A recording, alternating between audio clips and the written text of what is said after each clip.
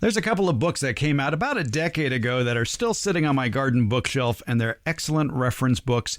One is called The Informed Gardener, and the other is called The Informed Gardener Blooms Again. They both explode a lot of garden myths, and they're written by Linda Chalker Scott. Well, thank you, Fred. Glad to be here. And Linda Chalker Scott works for Washington State University. She is a part of their horticulture department there. And as part of the WSU horticulture website, she has maintained over the years a list of so-called truths that have damaged both plant and environmental health. Things that you would think would be just common sense that you've heard for years, so they must be right. Well, as the title of a 1970 Firesign Theater album once proclaimed, everything you know is wrong. And it's certainly very true when it comes to horticulture. As things change, plant names change, chemicals change, research changes. Well, your book is certainly a compendium of information that is going to make people scratch their heads. Or sometimes worse. Yes, but just looking through the index as far as the myths that you tackle, there are several that I have check-marked that people may think, oh, that can't be true, but it is. And first off, you deal with the myth of drainage material in containers. And for years and years and years, we have heard about when planting in containers, put some gravel or some broken up shards of a pot at the bottom to improve drainage. And it always struck me that wouldn't that actually clog up the drainage holes? But you take it a step further and look at the flow of water involved. You know, and Fred, I used to do the very same thing. In fact, many of these myths, if not all of them, were things that I used to do. And this is even when I was getting my PhD in horticulture. So it's not from lack of knowledge. It's just understanding a lot of these myths that have just come across as being fact. And the drainage one is a really interesting one because intuitively it just makes sense, you know, to all of us. If you think about water, you know, percolating through soil, that all of a sudden when it encompasses the pebbles or pot shards, it's going to flow faster. And actually what happens is that it stops flowing and starts moving horizontally through that same soil that it's already in and creates this perched water table. And that would explain sometimes the white ring you might see around a ceramic pot. Exactly. But it's interesting that it actually inhibits the flow of water through the drainage holes.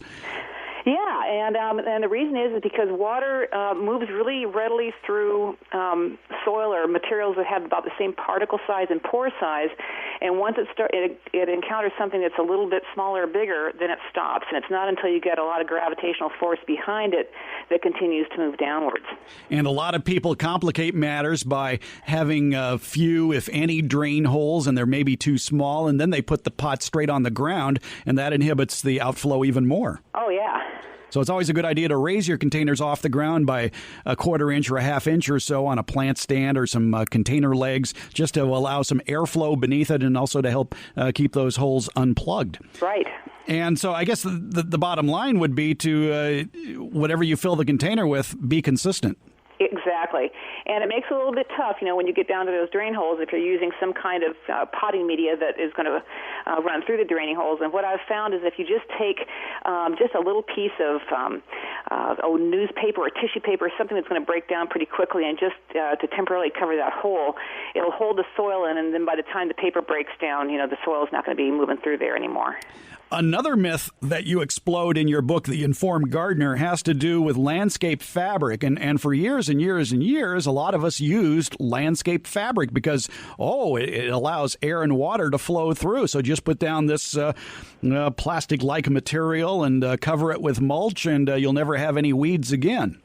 Well, and you know, it does have its purposes as a temporary barrier. In fact, I think that using it between rows in your vegetable garden is a great way to keep that area, you know, weed-free.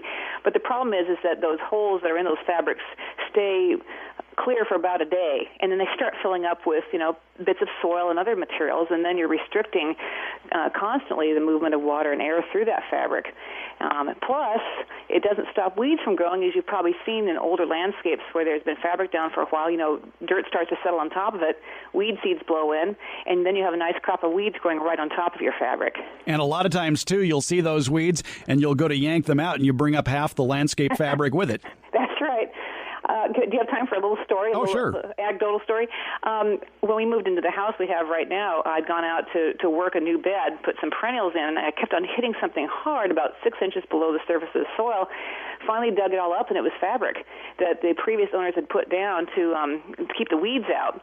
And it was just completely colonized with bindweed and with horsetail. It was just a mess. And so it obviously wasn't keeping them out at all, but it was really inhibiting water movement, earthworm movement. Anything that needs to go up and down in the soil gets really bound up by these fabrics. One thing I have noticed in areas where I have put down a landscape fabric and then went to remove it, when I removed it, roots from nearby shrubs were close to the surface.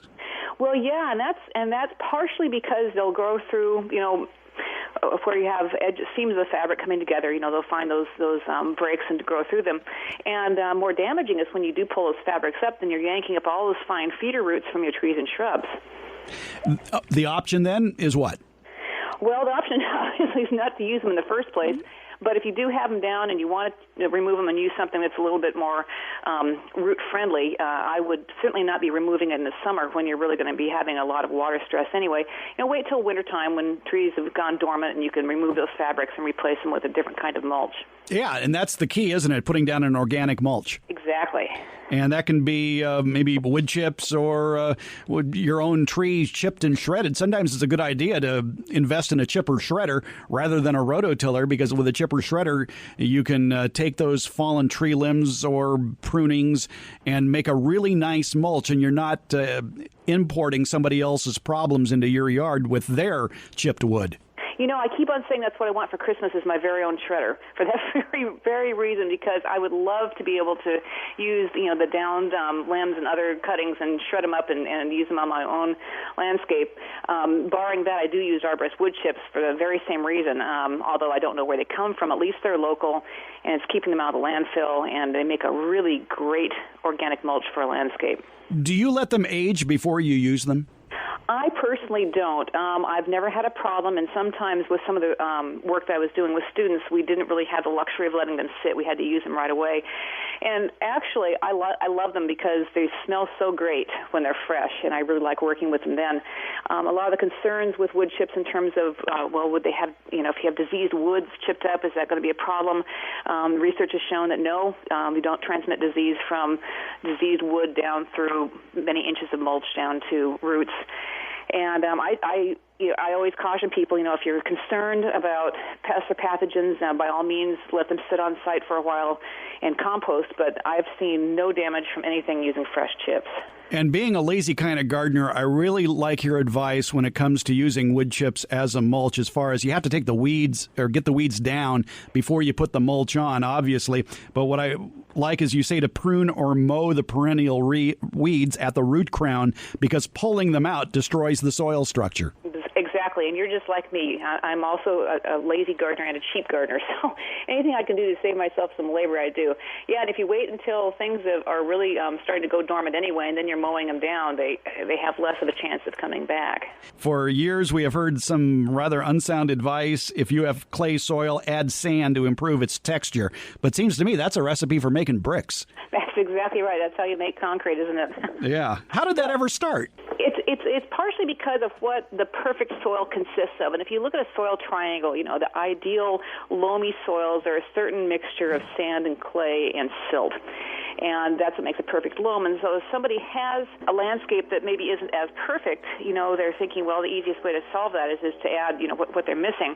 But unfortunately, most of us don't know exactly how much we would need. And the problem is, especially with a clay soil, that you have to add about 50% more volume of sand just to get that to a more sandy texture. If you add just a little bit of sand, it creates, as you say, adobe. And so you'd have to just add an awful lot of sand to really change the texture.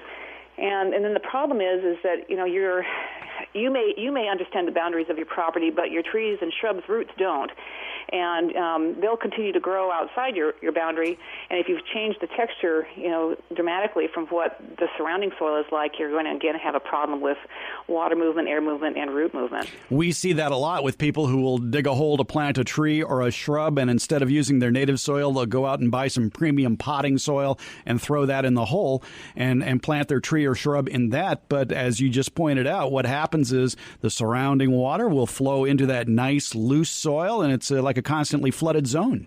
Exactly, and it dries out faster too. So in the summer, when you've got the drier time of year, you're going to have that area evaporating water faster, and the surrounding soil doesn't. So the roots are exposed either to constant drought or constant flooding, and it's not a great way to get your plants established. In your book, The Informed Gardener, you also tackle another myth, and it's one that I can't believe is still around, yet people will buy vitamin B1.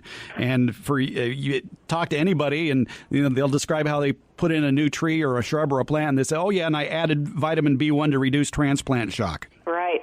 Well, that's what marketing will do for you, and especially when we tend to think of things in the context of what we do for ourselves. And if we take vitamin supplements, many of us do take vitamin B supplements, and so you just kind of extrapolate that and think, well, it must be good for the plants too. And what people don't realize is that plants make their own. So they certainly don't need us to add that. It's just an extra cost and waste of resources to add those kinds of fertilizers to plants. And it isn't the vitamin B1 in that bottle that's probably doing your plant any good. There's small amounts of nitrogen, phosphorus, potassium, and perhaps some micronutrients that are the real keys to that. Right, and sometimes there's also a hormone, usually an auxin. It might be IAA or NAA or something like that. And those actually do have a stimulatory effect on rooting. So that type of rooting hormone or transplant hormone actually does do some good. And so those mixtures of transplant elixirs, if they happen to have a little bit of that hormone, they will have an effect, but certainly not the B1 that does it. Right, exactly. So if you think thiamine is going to help reduce transplant shock, I can save you a lot of money. Just go to the grocery store, buy some vitamin B1, the generic brand, and throw a tablet in them. If you pick up a copy of The Informed Gardener, you're going to find all sorts of exploded myths, the myth of wound dressings. We talked about we didn't talk about hot weather watering, but briefly it talks about there really is no damage to a plant if you water your plant on a hot afternoon, is there? As long as you're not using salt water, there's absolutely no damage, and you're just going to reduce the shock to it of being drought-stressed. What usually happens is when people do water, they're watering when they sing wilt, and then, of course, those leaves have been fatally wilted. They're going to develop brown edges, and so people tend to blame the watering rather than the lack of water for that brown development. But it's not the water that's burning the leaves. And it's what I like is a lot of your solutions apply mulch. That's right. I like that. Yep, I do too. A decent, healthy soil, you're going to have decent, healthy roots and a decent, healthy plant. Linda Chalker-Scott, author of 2 great books, The Informed Gardener and The Informed Gardener Blooms Again. Thanks for a few minutes of your time. Well, thanks, Fred. I enjoyed it.